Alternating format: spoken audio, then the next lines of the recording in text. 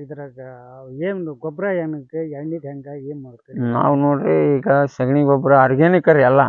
ಸಗಣಿ ಗೊಬ್ಬರ ಹಾಕಿ ಮೊದಲು ಅಗಿ ಹಚ್ಚಲ್ಕೆ ಮುಂಚೆ ಸಾಲಿಗೆ ಹಾಕಿ ಮ್ಯಾಲೆ ಮತ್ತೆ ಆಕಳ ಗೋಮಂತ್ರ ಅವನ್ನೆಲ್ಲ ಬೇವಿನ ಸೊಪ್ಪು ಒಂದು ಜೀವಾಮೃತ ಒಂದು ಬ್ಯಾಲಿಗೆ ಹಾಕಿರಿ ಕಳೆ ಹಾಕಿ ಅದನ್ನೆಲ್ಲ ಸ್ಪ್ರೇ ಮಾಡ್ಕೊಂಡು ಮ್ಯಾಲೆ ಸ್ಪ್ರೇನು ಕೊಡ್ತೀವಿ. ಎಲ್ಲ ನಮ್ದು ಆರ್ಗ್ಯಾನಿಕರೇ ಮಾಡೋದು ನಮ್ದು.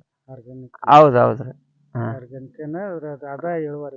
ಅದು ಇಳುವರಿ. ಮತ್ತು ಇವೆಲ್ಲ ಮತ್ತು ಎರೆಹುಳು ತಟ್ಟಿ ಜೊತೆ ಜೇನು ಸಾಕಾಣಿಕೆ ಇವೆಲ್ಲ ನಮ್ದು ಬರೀ ಆರ್ಗ್ಯಾನಿಕ್ ಮೇಲೆ ಹೆಚ್ಚು ಬಳಕೆ ಐತ್ರಿ. ಜೇನು ಸಾಕಾಣಿಕೆ? ಹೌದು ರೀ.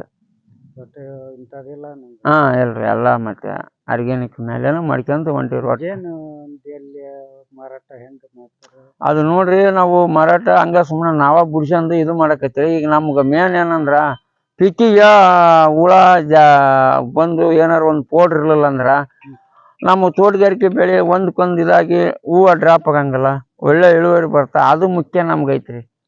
ಹೌದ್ರಿ. ಅಲ್ಲ ಅದರಿಂದ ಜೇನು ಕರೆಕ್ಟ್ ಇದು ಮಾಡಿದ್ರೆ ಅದು ಒಳ್ಳೆ ಲಾಭ ಐತ್ರಿ ಜೇನಿಂದ. ಆದ್ರೆ ನಮ್ಗೆ ಉಳಿದ್ ಮುಖ್ಯ ರೀ ನಮ್ಗೆ. ಹೌದಾ? ಹಂಗಾಗಿ ನಾವು ಒಂದಿಟ್ಟು ಇದನ್ನ ಮಾಡ್ಕೊಂತ ಹೊಂಟೀವಿ. ಬಿಡ್ಸೋದು ಭಾಳ ಕಮ್ಮಿ ಮಾಡಿರಿ. ಹಂಗೆ ಯಾವಾಗ ಅಪರೂಪಕ್ಕೆ ಕಮ್ಮಿ ಬಿಡಿಸ್ತೇವೆ. ನಾವೇ ತಿನ್ನಕ್ಕೆ ಯೂಸ್ ಮಾಡ್ಕೊಂಬಿಡ್ತೀವಿ.